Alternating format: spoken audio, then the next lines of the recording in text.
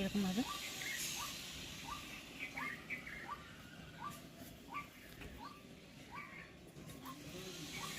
এটা তো আমি বসিয়ে দিলাম।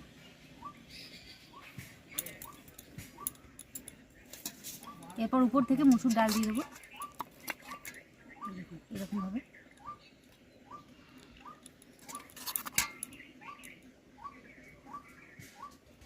নমস্কার বন্ধুরা, কুকিং বা অঙ্কিতা চ্যানেলে আপনাদের সকলকে জানাই স্বাগত।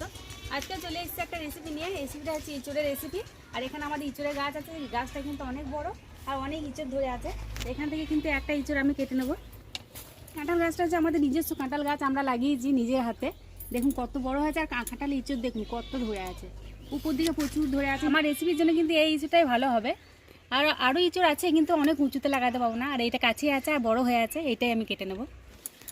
এই দেখুন একদম টাটকা সতেজ সবজি গাছে, কি আঠা।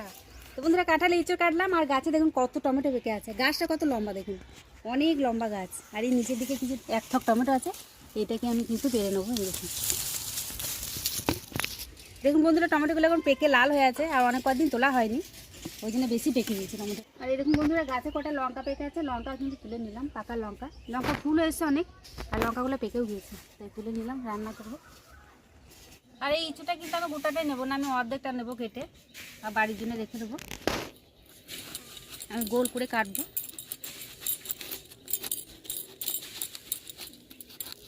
এই দেখুন এরকমভাবে কেটে নেবো, আর এইটা রেখে দেবো বাড়ির জন্য। জলে দেবো, এই আঠাটা ধুয়ে যাবে বলে, প্রচুর আঠা কিন্তু। হাতের মধ্যে আমি একটু তেল নিয়ে নেবো, সর্ষের তেল, তাহলে কিন্তু আঠাটা লাগবে না। এরপর আমি ইঁচড়টা কাটবো, কত আঠা দিতে।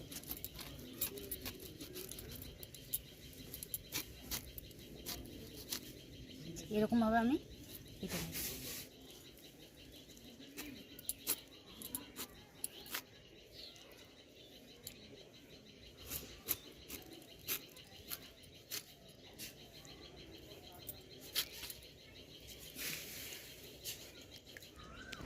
এরপর আমি ইঁচড়ের ছালগুলো ছাড়িয়ে নেব,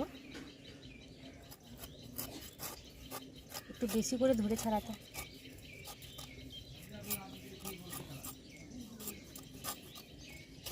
সবগুলোকে ছাড়িয়ে নেব।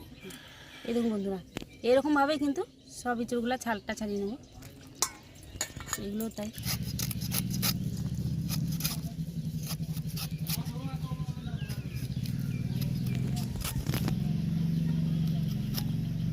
এরকমভাবে এরকম গোল গোল করে। এরপর আমি ইঁচড়ের যে মাঝের অংশটা, এই দেখুন এটা কেটে কিন্তু বাদ দিয়ে দেবো গোল করে। এটা তো লম্বা করে কাট, এটা কিন্তু খুব শক্ত।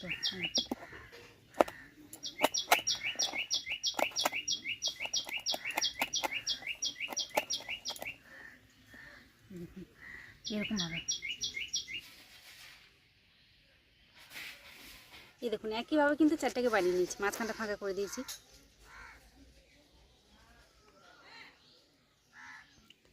তো এরপর কিন্তু সাইডগুলো একটু করে ডিজাইন করে দেবো, যাতে দেখতে ভালো লাগে রেসিপিটা।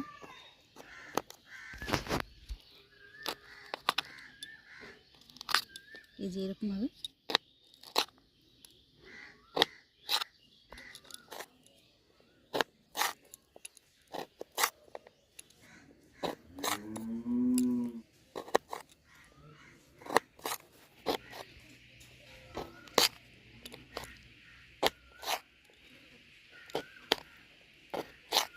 খেতেও কিন্তু খুব ভালো লাগে।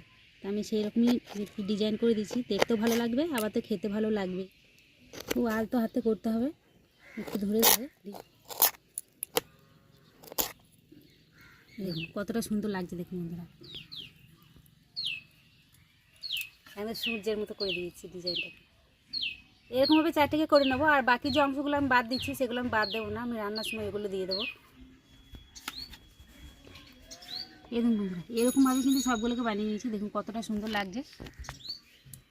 এটা আবার জলে দিয়ে দেবো, ধুয়ে নেবো। আর এই দেখুন এই টুকরোগুলো কিন্তু আমি ফেলে দেবো না, এরপরে রান্নার সময় দেওয়া হবে। এগুলো আমি সেদ্ধ করে নেবো আগে নুন হলুদ দিয়ে।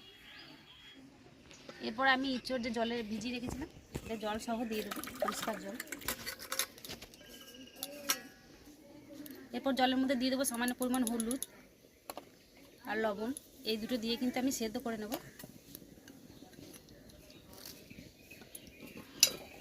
15 মিনিট সেদ্ধ করে নেব। ইঁচড়টা সেদ্ধ হয়ে যাবে, নামিয়ে নেব। জলটা কিন্তু অনেকটাই টেনে নিয়েছে আর ইঁচড়টা সেদ্ধ হয়ে গিয়েছে। এটা আমি থালায় ঢেলে দিলাম। কিছুটা ততক্ষণে ঠান্ডা হোক, আমি ততক্ষণে ডালগুলোকে রেডি করে নিই। ডালের মধ্যে কিন্তু একটু করে পেঁয়াজ কুচি দিয়ে দেবো দুটোতেই, আর লঙ্কা কুচি দিয়ে দেবো, আর দিয়ে দেবো লবণ, অল্প পরিমাণে হলুদ। এগুলো দিয়ে মাখাবো, খুব বেশি কিছু দেবো না। এদিকে বুটের ডালটাও কিন্তু মাখিয়ে নেব। এটা হয়ে গেল। এরপর আমি এখানে কিছু কলার পাতা কেটে রেডি করে রেখেছি, একটা করে আমি পাতা দিয়ে দেবো। তো কলার পাতাগুলোর মধ্যে কিন্তু অল্প করে বুটের ডাল দিয়ে দেবো, এরকমভাবে।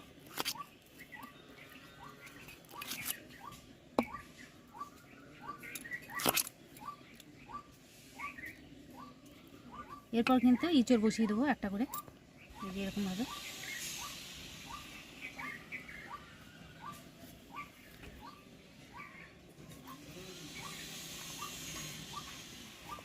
এটা তো আমি বসিয়ে দিলাম।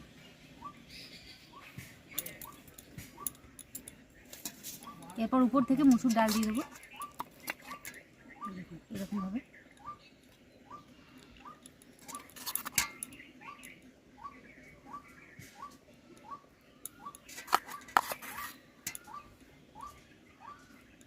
এটাকে দিয়ে দিলাম। এরপর কিন্তু উপর থেকে আবার একটা করে কলার পাতা আমি চাপা দিয়ে দেবো, এরকমভাবে।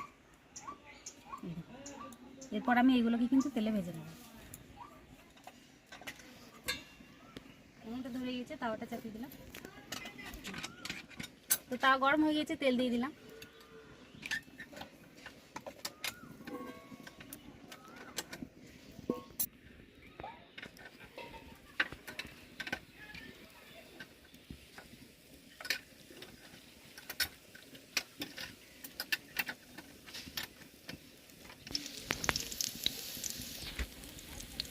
এগুলো একটু ভাজা হয়ে গিয়েছে, আর এক পেটে আমি উল্টে দেবো, এরকমভাবে সবগুলো উল্টে দেবো। কলা পাতাগুলো ফুটছে দেখুন।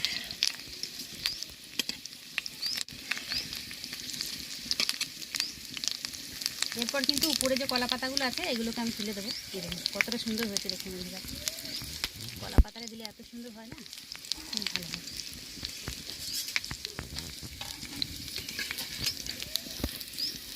ওই পিঠাও কিন্তু উল্টে দেবো, ওই পিঠাও হয়ে যাবে ভাজা।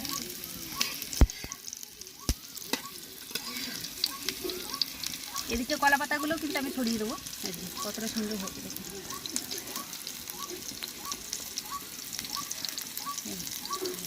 খুব সুন্দর হয়েছে।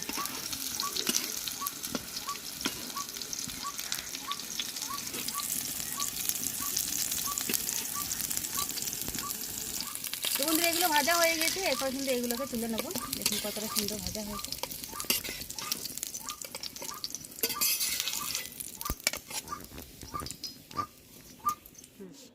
আর বাড়তি যে টুকরো অংশগুলো ছিল সেগুলোকে এই তেলেই ভেজে নেবো।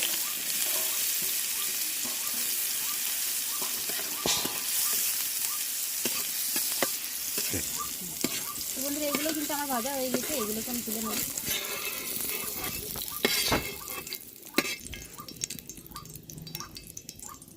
রান্নার জন্য তার মধ্যে যে বাড়তি তেলটা ছিল সেই তেলটা কিন্তু আমি কড়াই দিয়ে দিলাম। 1 চামচ চিনি, এরপর দিয়ে দেবো 2টো তেজপাতা, 2টো কাঁচা লঙ্কা, এরপর দিয়ে দেবো 5 ফোড়ন, দিয়ে দিলাম পেঁয়াজ কুচি, এগুলো ভেজে নেব। টমেটো কুচি দিয়ে দিলাম,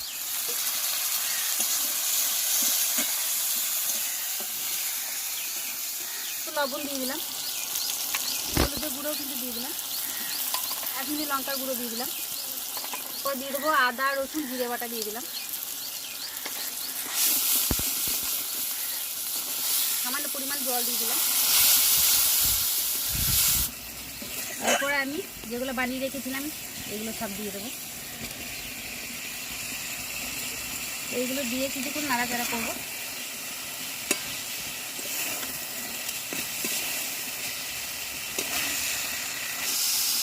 এরপর আমি জল দিয়ে দেবো, কষানো হয়ে গিয়েছে।